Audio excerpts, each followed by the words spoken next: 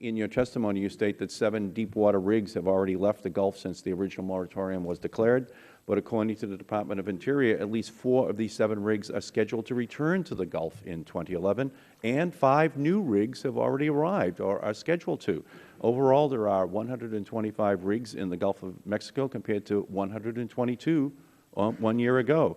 Doesn't it misrepresent what is actually happening in the Gulf to only mention the rigs that have left without mentioning the new ones that have come in? Well, I would say whatever new ones that have come in, they're not working, and it's just inventory that are stacked coal, and it is just like having automobiles on a lot. You can have a lot of automobiles on the lot, but if you're not selling them, you're not creating economic activity, sir. Right, but we have the new regulations. They're ready to go, and the Obama administration is now issuing new leases, and the rigs are returning. Obviously, these companies are capitalists, so they are returning, and new ones are arriving. So it represents a confidence in the oil industry in what is happening, or else they would not be returning and they would not be adding new rigs. Don't you think that's a logical economic conclusion? Again, I would say, with all due respect, the Obama administration is not issuing new leases.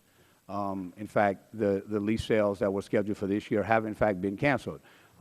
What I would say is that certainly that we had a policy breakthrough on February the 28th when the first deepwater permit was issued 314 days after the Macondo event. I do not think, sir, that oil companies are sending their rigs back just to idle. I do not think they're sending new rigs in just to idle. That's not how oil companies operate. They're sending them back because there are new opportunities for them as the new regulations have been promulgated.